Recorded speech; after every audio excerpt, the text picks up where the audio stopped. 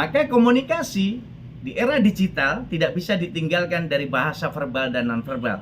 Artinya secara visual, secara audiovisual, semuanya membutuhkan bahasa baik verbal dan nonverbal.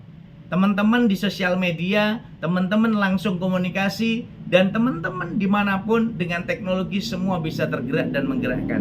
Setiap hari, setiap saat mungkin teman-teman mengubah statusnya, melakukan review, melakukan proses pergerakan dari komunikasi dengan yang dekat jadi jauh, yang jauh jadi dekat. Tetapi itu semua harus dilandasi pada aspek kesantunan. Maka tadi saya katakan, tujuan belajar bahasa, fungsi belajar bahasa adalah sebagai alat komunikasi, baik formal maupun non-formal, baik lisan maupun tulis. Maka ketika lisan harus dilandasi kesantunan, harus dilandasi pada aspek kebenaran.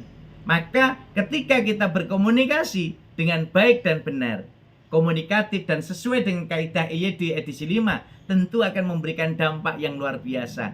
Aspek kesantunan ini akan berangkat niat tulus dari hati. Saya katakan, Assalamualaikum Mbak Ida, akan berbeda dengan rasanya. Ida, akan beda rasanya.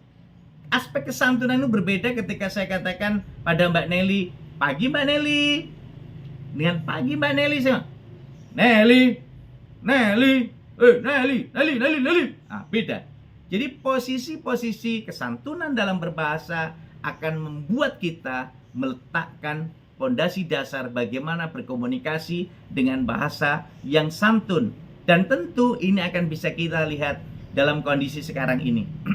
Teman-teman begitu garang, teman-teman begitu berani, teman-teman begitu tanpa punya rasa takut apapun ketika bicara dan menuangkan ide-idenya di medsos.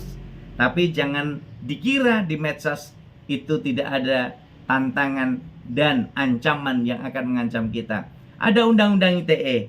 Jadi teman-teman, kondisi real anak-anak kita, teman-teman generasi Z sudah seperti ini.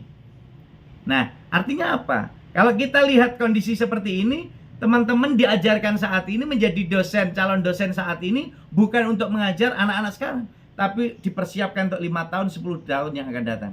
Kalau anak-anak kita sudah seperti ini, materi mereka tidak kekurangan.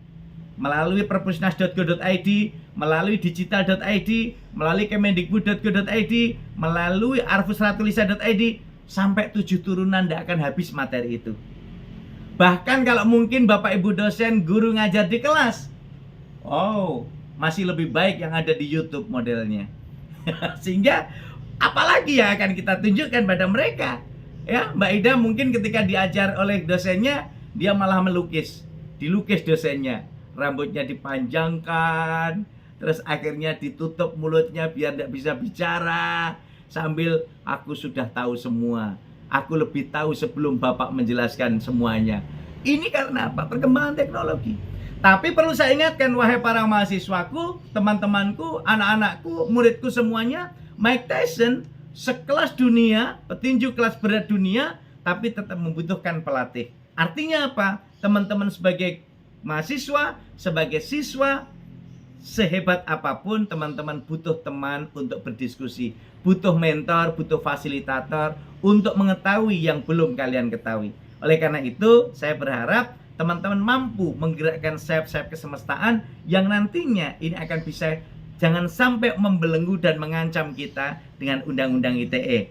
Pak Romadi hampir 1 bulan itu sering diundang baik via online maupun langsung untuk menjadi saksi ahli terkait dengan pelanggaran kasus-kasus di medsos, di Facebook, di Twitter. Dan ini yang menjadi keresahan buat kita, kegelisahan untuk kita. Dan kadang teman-teman harus ingat, kalau dulu mulutmu harimaumu, sekarang jarimu harimaumu. Jadi hati-hati ketika ngetikan ini. Nah, ini yang harus kita tekankan kepada anak didik kita, bahwa belajar bahasa Indonesia itu bukan semata-mata belajar subjek, predikat, objek. Bukan sekedar belajar frase dan klausa. Meja hijau, meja yang berwarna hijau, tapi bisa juga menjadi kata majemuk sebagai pengadilan. Nah, artinya posisi-posisi seperti ini harus kita ingat bahwa proses belajar bahasa kita lihat dari sisi teks, konteks, dan konteks. konteks, dan konteks. Tekstual bisa kita lihat dari bentuk kata, bentuk frasa, bentuk kalimat, tapi juga bisa kita lihat intonasinya, tapi yang tidak bisa kita tinggalkan adalah konteks kalimat. Ini akan menyertai pemaknaan kita. Oleh karena itu teman-teman hebat dan luar biasa, masih ingatkah mungkin untuk teman-teman masa-masa lalu, tapi mungkin anak-anak Z sudah tidak merasakan yang seperti ini. Saya contohkan bapak guru kita waktu di SMA SMP dulu, memanfaatkan sapu sebagai media pembelajaran. Bisa untuk menjelaskan apa saja dengan kekuatan itu. Iya, ayo. Yang lain berapa? Ambil satu-satu. Ambil. Nah, teman-teman hebat dan luar biasa, yang mau saya katakan bahwa kekuatan bahasa mampu menggerakkan sayap-sayap kesemestaan. Apa yang kita inginkan dan apa yang ingin kita sampaikan. Artinya apa? Dengan bahasa kita bisa menguasai dunia. Dengan bahasa kita mampu menggerakkan lawan tutur kita. Dengan bahasa kita akan mampu menjadi salah satu pilar kekuatan dan juga orientasi pengembangan diri kita. Nah, oleh karena itu, kalau kita lihat dari dimensi ini, tentu akan memberikan gerak nyata.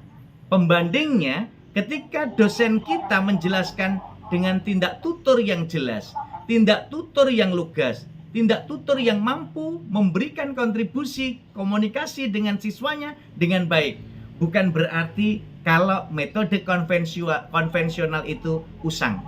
Dengan kekuatan bahasa, kita mampu memberikan segalanya.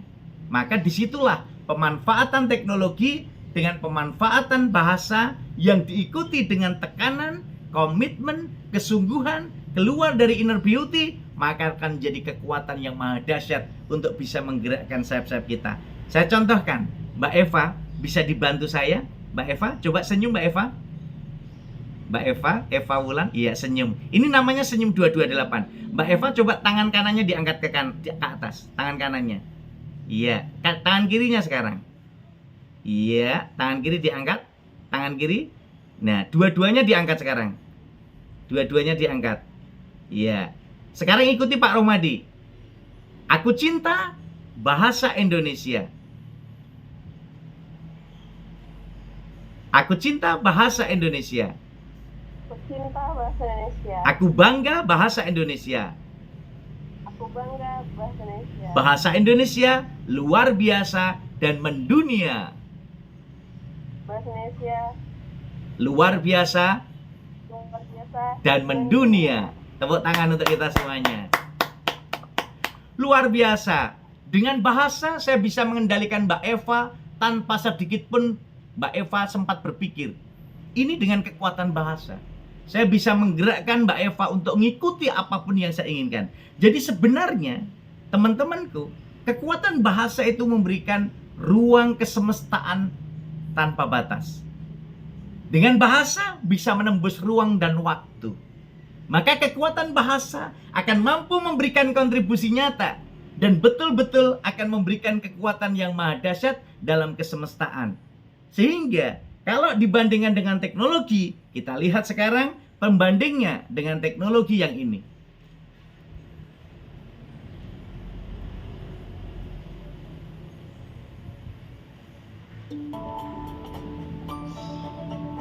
Oke, teman-teman hebat dan luar biasa. Dengan teknologi kita bisa menembus ruang dan waktu dan kita bisa menjelajah semesta ke seluruh dunia.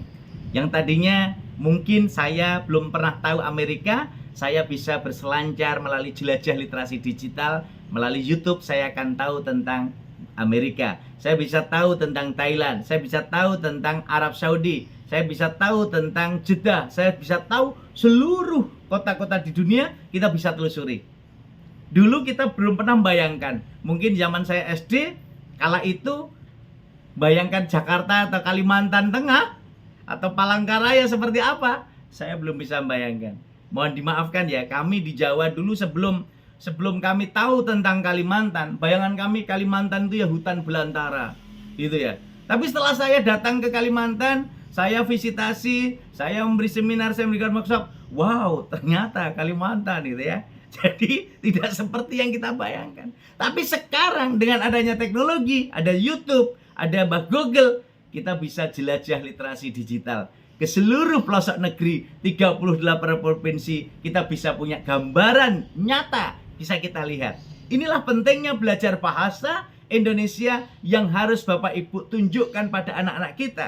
Jadi belajar bahasa bukan sekedar belajar fonem, fonologi, fonetik, fonologi, fonemik yang tentu akan membedakan antara pati, kota, dan pati yang bisa dibuat untuk apem atau dibuat untuk makanan lainnya. Jadi antara pati dengan pati. Dan orang yang paling abadi adalah teman-teman kita dari Bali karena tidak bisa mati, ya. Jadi orang Bali itu tidak bisa mati, mereka abadi karena bisanya mati, gitu ya. Enggak tidak bisa mati. Nah, ini menunjukkan salah satu penggunaan kata diksi yang tentu saja membedakan makna. Tapi dalam konteks ini tentu kita pahami teman-teman ibadah luar biasa bahwa teknologi akan bisa memberikan dampak positif dan negatif. Maka yang ingin saya katakan, belajar bahasa Indonesia tentu tidak akan lepas dari keterampilan menyimak, keterampilan berbicara, keterampilan menulis, keterampilan membaca, dan keterampilan memirsa. Nah, 5 keterampilan ini menjadi core dasar, core bisnis yang bisa kita kuatkan. Nah, di era kurikulum merdeka ini yang digerakkan mereka masuk dalam ranah jelajah literasi digital untuk outputnya teman-teman di sekolah dasar dan menengah agar melahirkan generasi profil Pancasila. Nah, generasi profil Pancasila inilah yang tentu saja akan menggerakkan sayap-sayap kita agar kita dengan teknologi mampu menguasai, bukan dikuasai teknologi. Nah, oleh karena itu teman-teman ibadah luar biasa, kita lihat kalau dampak negatifnya seperti ini, kita bisa lihat kadangkala di video di TikTok ada yang pusing 7 keliling, ya, ada yang pusing 7 keliling. Itu tentu kita lihat ada yang muntah-muntah dan sebagainya, katanya terlalu banyak pegang HP. Kalau hanya pegang saja sebenarnya nggak apa-apa. Yang berbahaya adalah efek radiasinya. Tapi ketika kita lihat dampak negatif yang muncul seperti itu, tadi saya katakan bergantung pemakainya, bergantung penggunanya. Bukan HP-nya yang salah, bukan jaringannya yang salah, tetapi bagaimana kita melakukan literasi, melakukan edukasi kepada seluruh anak bangsa, bagaimana menguasai teknologi, bukan dikuasai teknologi.